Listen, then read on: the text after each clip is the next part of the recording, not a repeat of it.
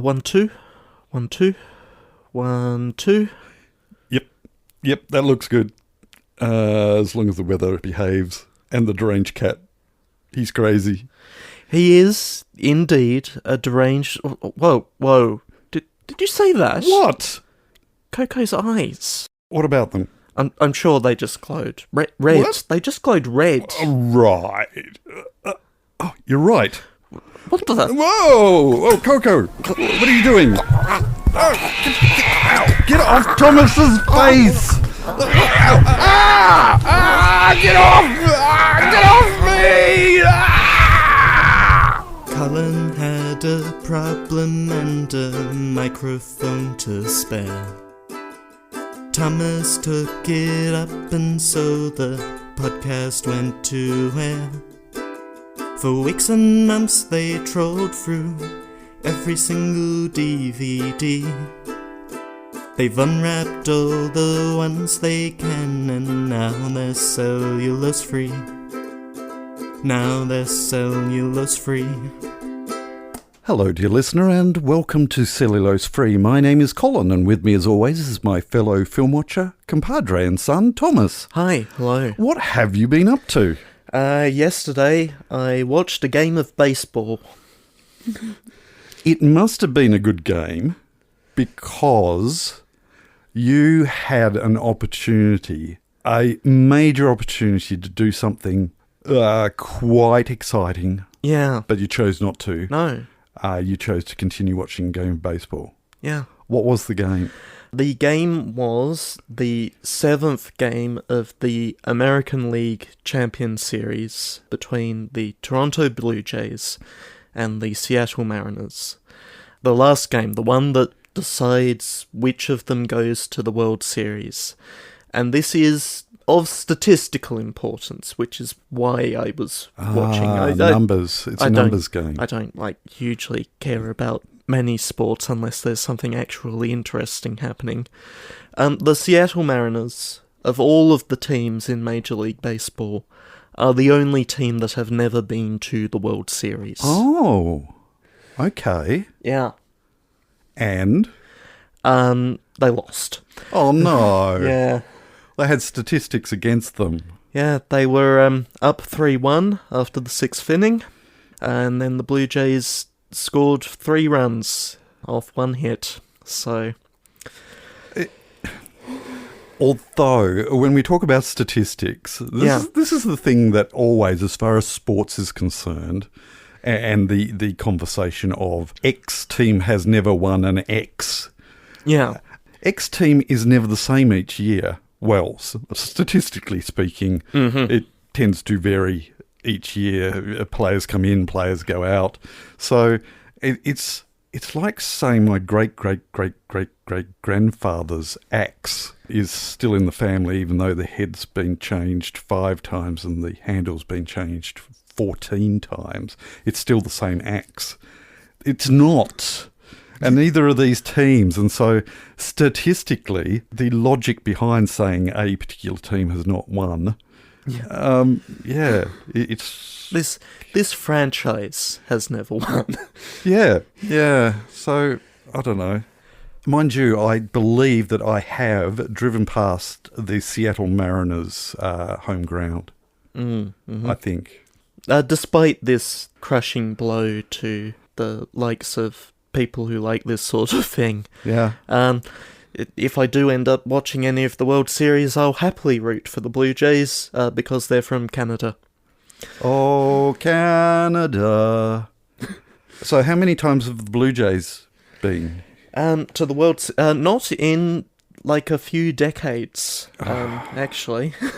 Yeah. Because of statistics. Yeah. 32 years since they were last at the World Series. Uh-huh. How long have the Mariners been around? The World Series. The World Series, because England and it involves and Australia a whole 2 and countries. India and Pakistan and Sri Lanka and the West Indies. Oh, I've named some cricket teams in the Cricket World Series, haven't I? Sorry. And the Seattle Mariners have now gone 49 seasons without going to the World Series. Huh. Yeah. So they won't be singing Take Me Out to the Ball Game because they're not going. However, Canada is. They did that earlier in the middle of the 7th inning. Ah. The 7th inning stretch. Tradition. Statistically speaking. Okay, but so was it a game worth watching? Did you actually enjoy it? Yeah, I had a good time. Okay. Yeah. Cool. Disappointed, obviously, Yeah. but the story continues. Yeah, well, that's right. Yeah. Next year, Yeah. even though it'll be a completely different team, because there'll be people bought in and people sold out, and this is the other scary thing about this whole thing. It is we're buying people. It's slavery. We're paying them. Yeah, They get paid. yeah, but yeah. Anyway, they're bought and sold. Yeah. That's slavery. Anyway, all right. So, okay. What else have you been up to? Yeah, that's about it. All right.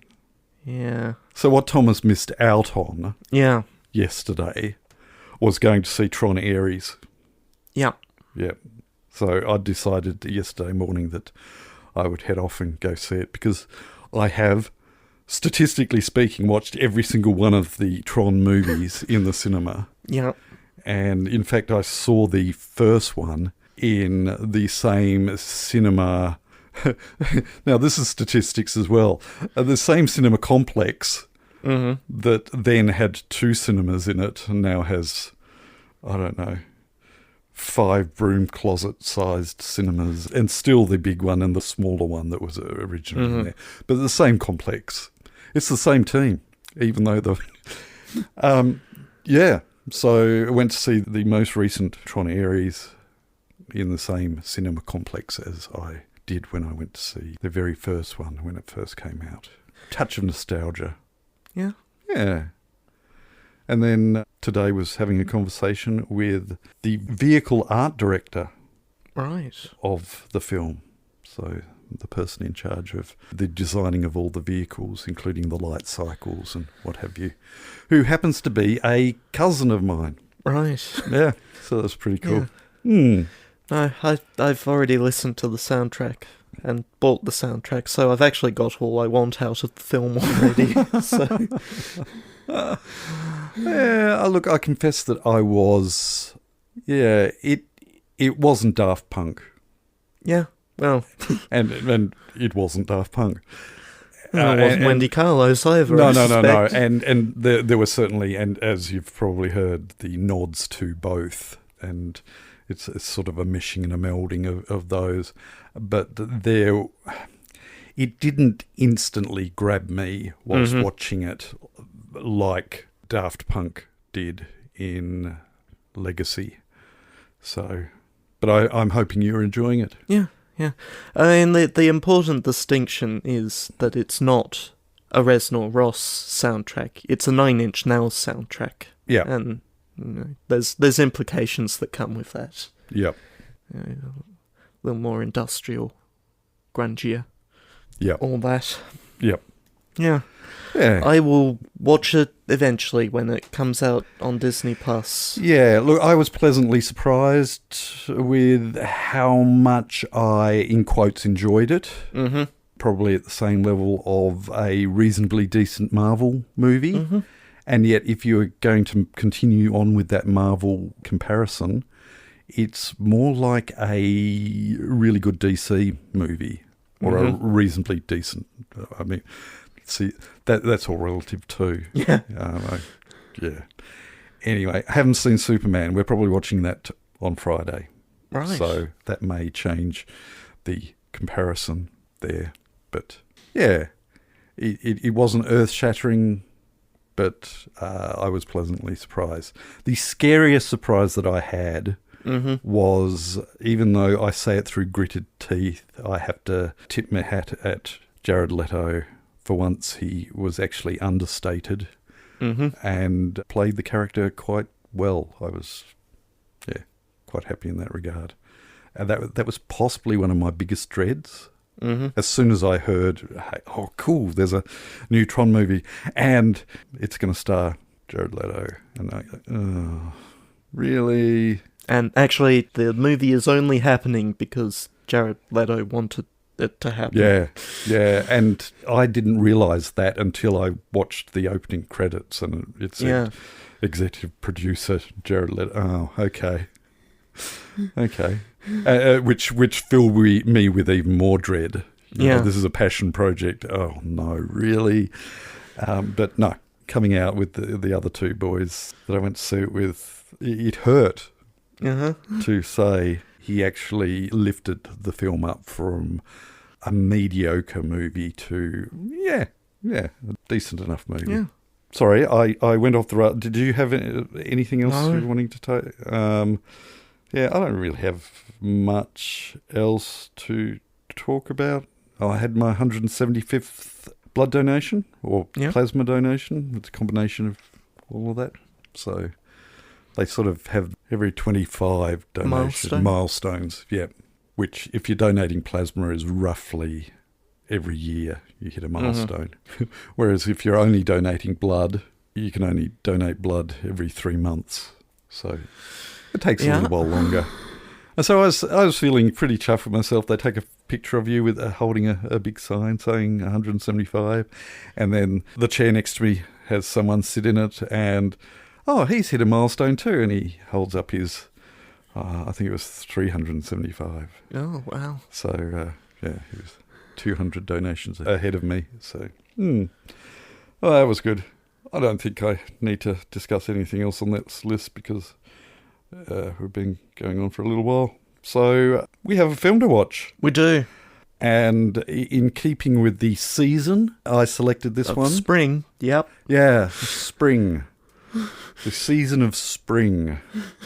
Okay, in keeping with the commercial arm twisting that has rapidly taken over Australia as well until it takes over the world like a zombie apocalypse. What are we watching this week for Halloween? The Halloween special. Yeah. World War Z, or Z, or Z. Z. World War Z. World War Z. Yes, we are watching World War Z. Making no choice between the two endings. Yeah. Z makes the sound Z. Yeah. Yeah. Please tell our dear listeners what the film is all about. As the world is grasped by a mysterious infection that turns humans into zombies, Jerry, a former UN investigator, has to leave his family to determine the source of the infection. I reckon it was a scratch. That's usually where infections get in. Yeah. It's a scratch. We're going to be watching it on a streaming service. We've got a couple to choose from. Yeah. We're going to watch it. And then we're going to come back and catch you on the flip side.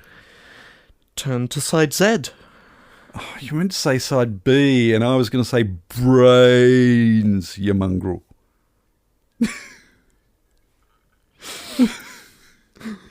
Good. All right. I'm stopping. Yeah? Yeah.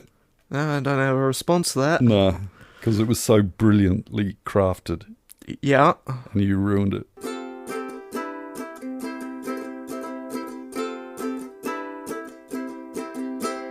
So what did you think? That was a film. And that's what he thought. Yeah. Thanks for joining us, and yeah. I was sort of expecting a little more out of you. Yeah. It was okay. I don't... All right. Can I ask you a question? Did you suspend disbelief? I don't think that the way that things panned out given that zombies exist, was unrealistic. Right. Uh-huh. So it managed to absorb you into its world. Or is that stretching? No, that's stretching. That's okay. not what I said. So you weren't zombified? No. By... Okay. I said that the progression of events was believable under the circumstances. Okay. Fair enough. Was it a well-made film? Yeah, it was competent. Mm-hmm. The effects were reasonable. The makeup, I mean, there's a lot of makeup that goes into a zombie movie, and they certainly pulled that off. Mm-hmm. But I'm just not doing it for me. Fair like enough. the package as a whole. Uh-huh. Yeah. You know, everybody's talking and everybody's saying important things, but they're all mumbling. Even in situations where they don't necessarily need to be speaking low. The dialogue levels were appalling. And then we get to the end credits, and the music is a wall of sound. Yeah, yeah. Nothing else in the entire film was as loud as the end credits music was. No, that's true. I don't know what the answer is to this whole dialogue versus all other sound competition that tends to happen. And it doesn't seem to feel like it's happening anywhere near as much when you're in the cinema. So, I've certainly read and heard lots of stories about the mix for home is wrong for a lot of releases. You just have a Google, I can't hear the dialogue. And you're bombarded by everybody else saying, yeah, I've got that problem. There's a reason I watch everything I can with subtitles. With subtitles on, yeah. Yeah, and that is certainly another thing. Why do I have to watch all the films with subtitles? I can understand that's going to be a problem for you, because you can barely see in the best of times. Yeah. Now you have to focus on that line and not any of the other things that are also happening. Yeah, certainly don't have that problem when I'm looking at a screen the size of a phone, sort of at 30 centimetres or so away from the face. But watching a TV screen and trying to read subtitles, it is doable.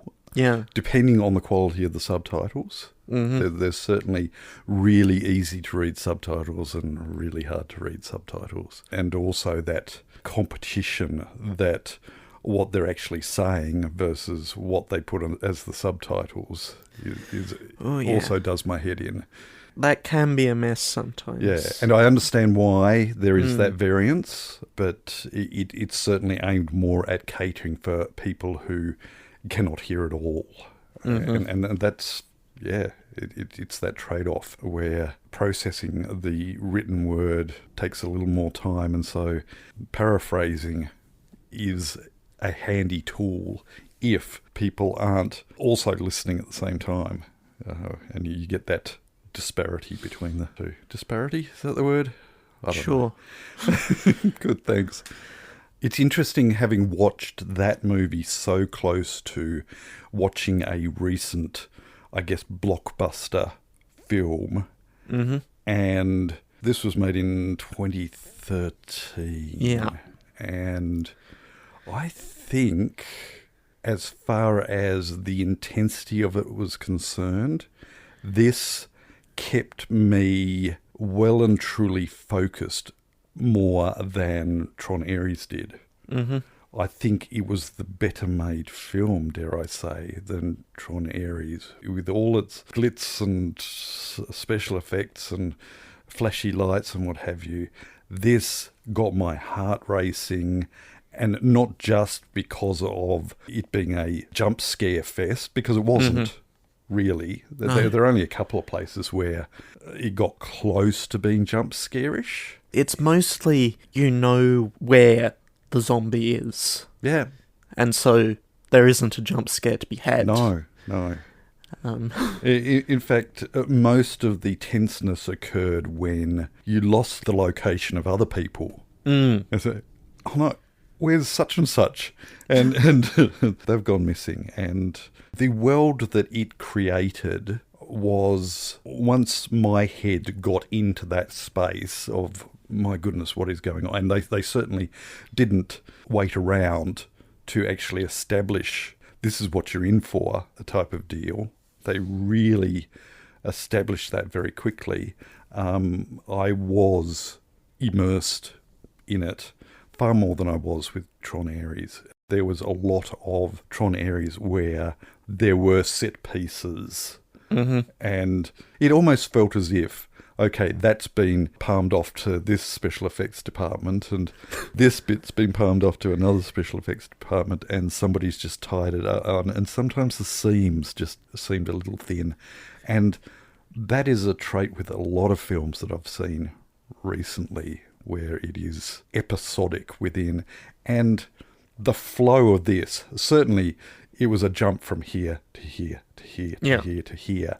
But there weren't really any seams showing as far as I could feel. I was carried along for the ride and not hitting these seam speed bump type things.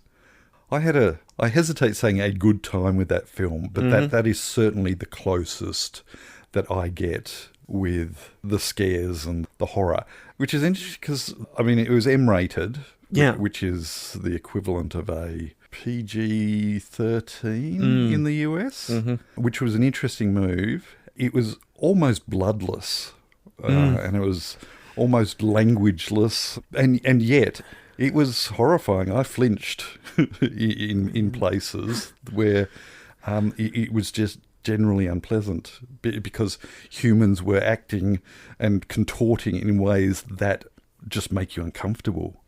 That is not how people are meant to. But then if anything actually happens, we cut away or we're far away from it so we can't actually see it. Yeah, or we shake the camera a lot. And that was probably my biggest bugbear with this film, is that is the main way in a lot of places where they covered up stuff. It left you imagining what was going on by just shaking the camera a lot. And it got a bit nauseous in places.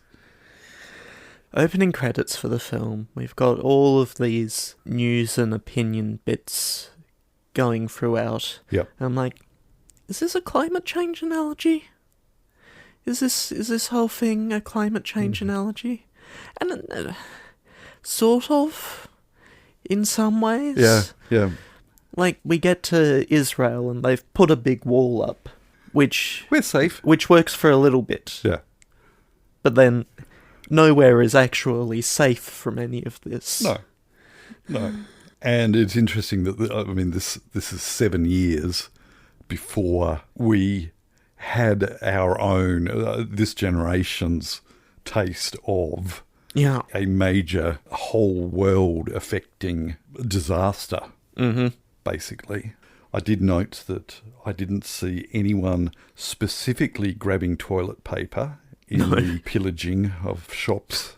There were certainly other things that they were going for. And the other note that I had was that I think I might have spotted a sneaky little tilt shift in the New York scene. Oh? Yeah. Just sort of went to a very wide shot and just that subtle depth of field. Oh, okay. Yeah. And then didn't show up for the rest of the film, so... I'd completely forgotten the handing out of the weapons in the lab centre and saying each has its merits. Yeah. I remember when I first watched that, I made a little emblem. What would you call it? A meme? Not really. but it had a fireman's axe and a baseball bat crossed in the middle and underneath. Each has its merits. And, I didn't write it down, but the film just sort of ends. Just sticks the pathogen in himself. Yep. And then everything's fine. Yep. I was satisfied with the wrap-up. I don't think they were really expecting there to be a sequel. But they were? Yeah. Okay. Yeah, a little bit. It's based on a comic book, so there's certainly plenty of material to get more? No, novel. Oh, a novel. Just a novel. Oh, okay. Sort of weird, sort of, kind of an oral history. Right. Just interviews held with people who made it through. Okay. Yeah. But certainly it ended where they could have gone for a what happens next. But also the voiceover dialogue was such that it could have ended there and did obviously end there quite satisfactorily. I wasn't particularly hanging out for, let's have more of that. But, so, there were production troubles. Right. With this film. With this film, right. And at the time, the plan was make a trilogy, and then the production troubles hit, and it's like, yeah, okay, maybe we'll just do this one. And then the film is successful, and like, no, we should probably do some more. And it sort of sits there gathering momentum until early 2019, and then... quoting from Wikipedia here, a source quoted by The Hollywood Reporter said the Chinese government's ban on films featuring zombies or ghosts was the single major reason that Paramount cancelled the sequel. It's weird that, that's a big market. Yeah. Yeah. Huh. You can blame the Chinese. Good. And that, in 2019, 6 years after this film came out, was the end of that. Actually, it was interesting, the other thing that my cousin said, because one of the comments that I made, having just watched Tron Ares, I posted that on Facebook, and there was a bit of banter in between a couple of people, and I said that, it scratched an itch, but I would have much preferred seeing the original planned sequel of Tron Legacy. And my cousin said, they were 5 months into production of that. So he was involved in that when it got dropped. That sounds like that was even more progressed as far as things actually happening. He didn't say this, but there's certainly evidence to suggest that Tomorrowland had a big impact and a couple of various other big Disney flops around that time. So, yeah. Anyway, so I was satisfied with that film as a single entity.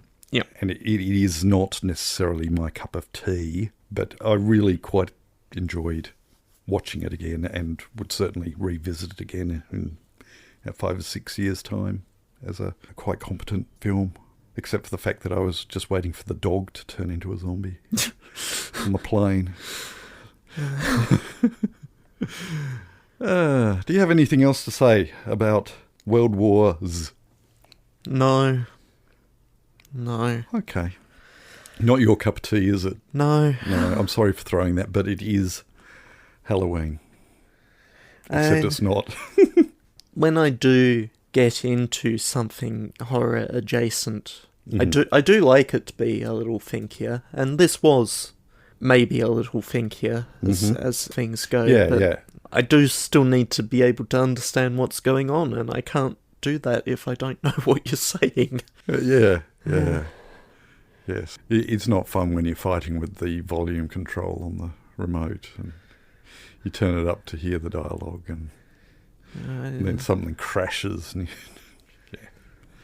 I turned it up to 80 and it didn't help. It's a struggle and a battle from the womb to the tomb. Yeah. And then you turn into a zombie. All right. Well, if you've got nothing else to say, I think we'll move on. The following segment has no title. Thank you. And we will start over on Discord with Entuosferatu. Hi, Entuosferatu. Who would like to unsubscribe from Blister Facts. Thank you for subscribing to Blister Facts. Did you know, and I'm trying to remember what I didn't write down. Plasma? Yeah, did you know that a lot of blisters are just full of plasma? Yeah, I did know that. In fact, at the plasma donation that I did this week, it is actually Plasma Week. Right. Yeah, and I was delayed by about half an hour due to the fact that the entire burns team of the local public hospital were all donating plasma. Right. Or blood, depending on what people have experienced. And so the burns unit needs plasma to add to people who are suffering from major burns. The body is just overloaded with trying to produce more plasma, and if you've got major burns, then plasma contributes help with that. Yeah. But not to be graphic and have you unsubscribe from blood donation facts. They did actually have one of these burns unit donors faint whilst donating, which is not an unusual thing to happen, but yeah. They also had a camera crew right reporting on Plasma Week, and big media thing, and the cameraman fainted as well. So yeah, it was a bit of a faint fest. So we do apologise for last week's blister facts, and we understand if you decide to unsubscribe. We will try to temper our blister facts from here on in. Yeah. And I'll endeavour to not be quite so graphic from here on in as far as blood and plasma donations. To be clear, the exact form of Nosferatu's message here is a Loading Ready Run reference. Okay. Yeah. Yeah. Fair enough. Yeah. Hang on, does Loading Ready Run have a blister fact segment? No. Servo facts. Servos are a creature type in Magic the Gathering, which for a little while, you would unsubscribe from Servo Facts and would instead receive thank you for subscribing to Servo Facts and receive a totally made up fact about servos. Right. Yeah.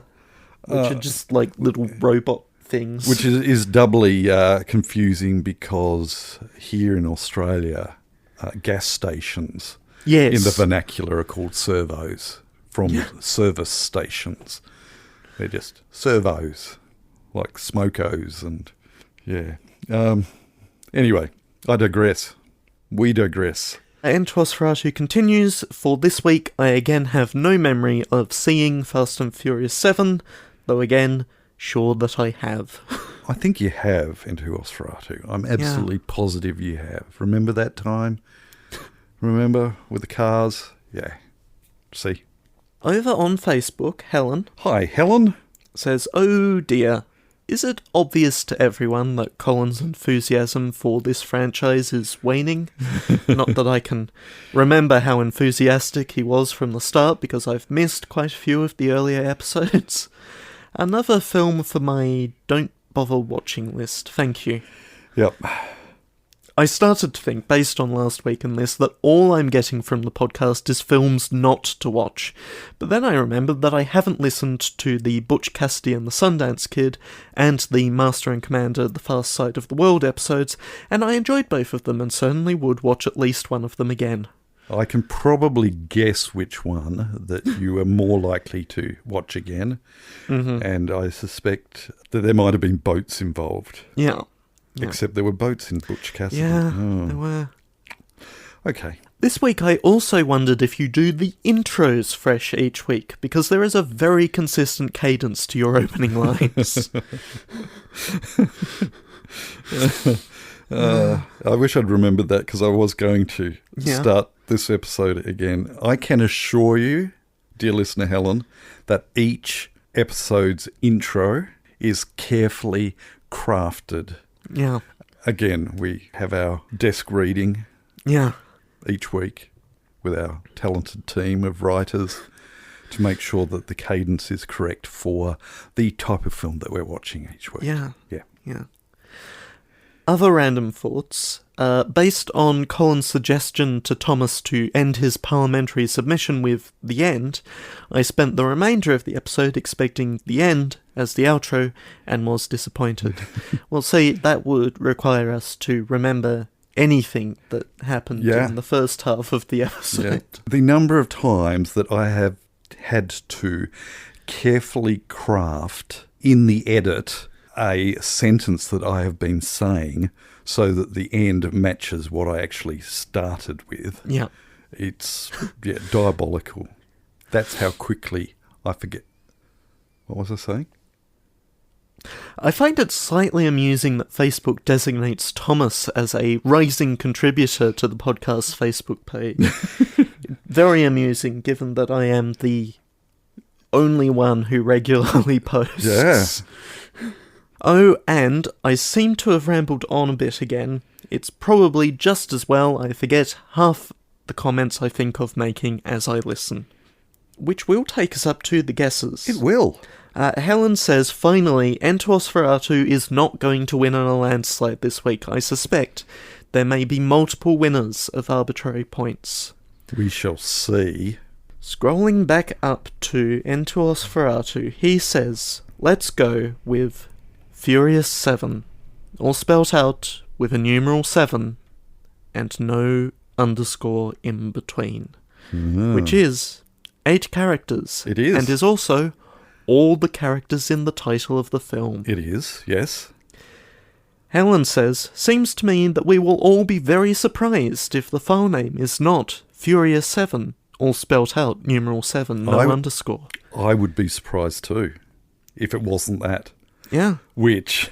It was. It was. Yeah. Okay. Well done, both of you, for winning an arbitrary point. Yeah. And we're not going to make you share it. No. We've dug into the arbitrary points bin and dusted off one each for you. So enjoy. The bin is also arbitrarily large. It is. Yeah. Sort of worryingly large. Yeah. Now, Thomas. Yeah. What do you reckon the file name for this week is going to be? That is a fascinating question. Particularly given that we are just slightly over the allowable number of characters. Yeah. I'm showing Thomas what the file name for this week's recording is for the podcast of World Wars. And Thomas is nodding and thinking, That was about along the lines that I was thinking. Yeah. Do it another way, and there's a few options. Yeah. Probably one specifically that I would have gone with if, I was trying to get to there, but Yeah. Yeah. Uh-huh. That makes sense. Good. Excellent. Please have a go this week. Yeah. All you dear listeners who are hiding out there in the shadows. Yeah. Try to figure out what he's put down there. Also, film suggestions, any sort of commentary on what we've said or what we've watched. If you've seen Tron Ares, Yeah. what did you think?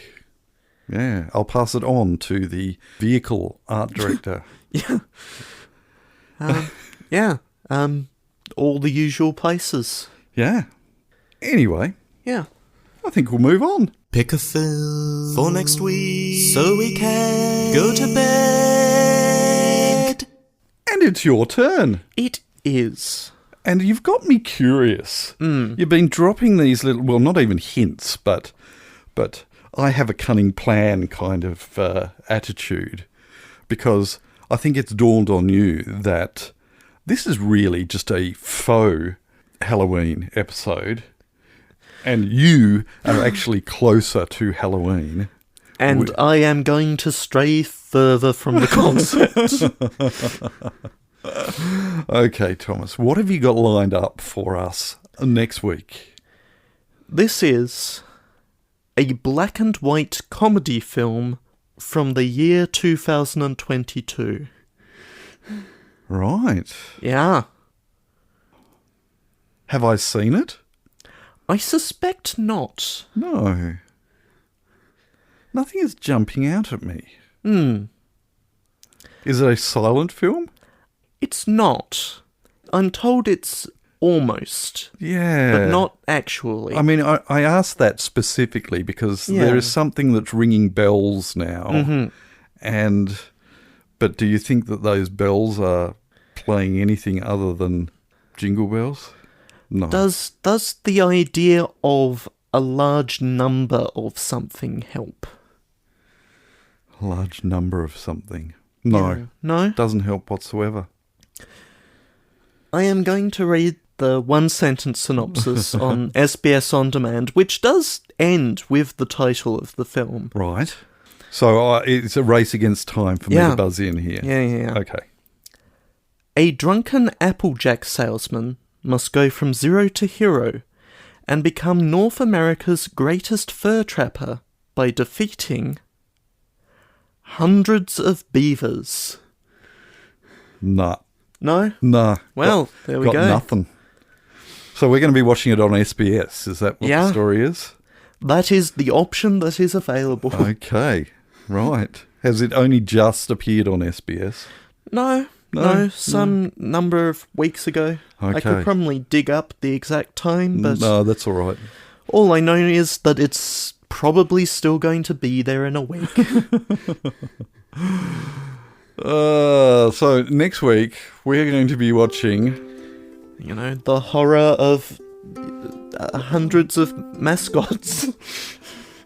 Right, Yeah. It's a mascot story. Yeah, well, Okay. they're beavers. Yes. Okay, I'm glad it's strayed in that direction. Yeah. Because there are other connotations that it could have gone, and I'd automatically ruled those out as being highly unlikely. Yeah. However, that does still hang over me like a... Hundreds of beavers, which is to say hundreds of humans in beaver mascot costumes. Good. That's next week. It is. We hope Yeah. that all of you are still alive and not undead. Yeah. And can join us. But until then, we'll catch you next time. Bye. You have been listening to Cellulose Free. Your hosts were Colin, who produces and edits the show, and Thomas, who makes the artwork and music. Cellulose Free is recorded in the Deranged Cat Studios in scenic Tasmania, Australia. We keep track of our extensive physical media collection through My Movies, which we highly recommend. You can find links to that, as well as other places you can find us in the show notes. Cellulose Free is a Hi Hello production.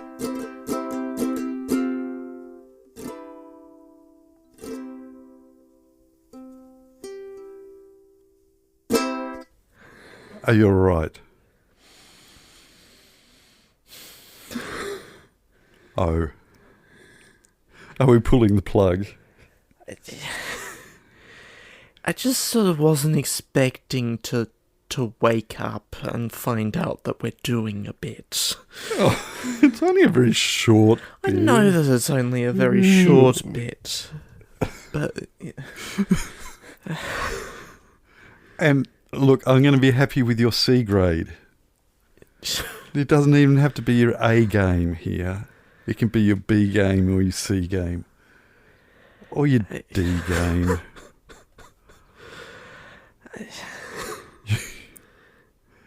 You can do it. Or we don't, and I sulk. You know? What's better, you sulk or I sulk?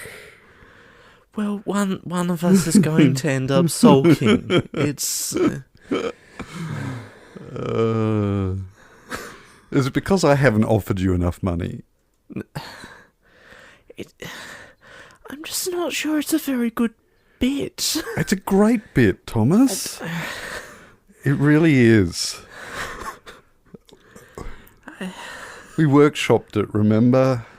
No, we didn't. I did. We pointedly did not workshop this bit.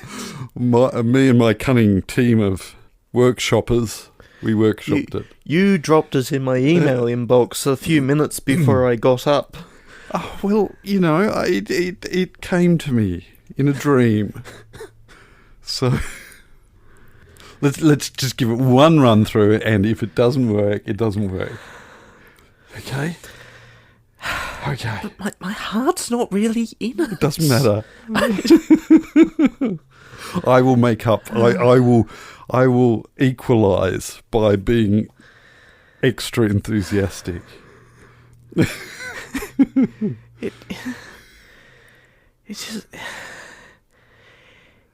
It's contrived. It's contrived is the... Yeah, but, you know, so is Halloween. Halloween is contrived. I don't ask much. I really don't. I know. I know you don't ask much. And to be honest, I don't do much. But usually, let's be honest here, not much is about what is expected of me. And I don't expect much from you here either. Hang on, let's 1, 2, 3, 4, 5, and a gargled scream. 5 lines and a garbled scream. The gargled scream does not help my enthusiasm for this. Do you want motivation? What's your motivation? You are being attacked by a cat. A glowing-eyed cat with huge fangs and claws. It has morphed into, like, tiger-like proportions. Do you see it now? See the cat. It's a monster, Thomas. 1, 2, 1, 2. I know that's my first line. I can see my first line on the screen. I do not need a cue.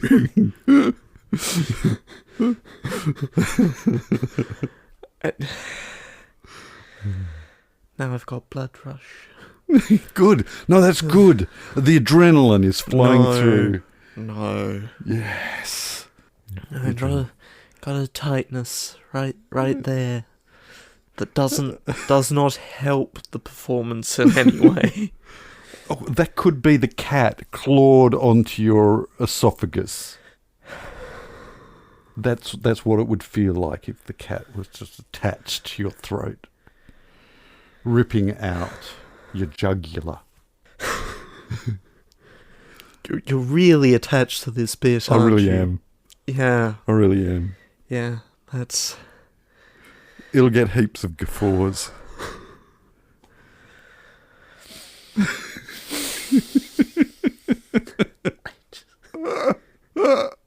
Humour me, Thomas, please. Just humour me. Okay. I'm not asking for an Oscar performance. I get that. I get that. A Logie performance will be sufficient. You get one run. Okay, cool. You get one run. Yep. And if it's bad, then it's really on you and for dumping this on me. Yeah. Yeah, cool. Okay. Can I get some levels? 1, 2. 1, 2. 1, 2. Yep, that looks good. As long as the weather behaves. And the deranged cat. He's crazy. He is indeed a deranged... Whoa.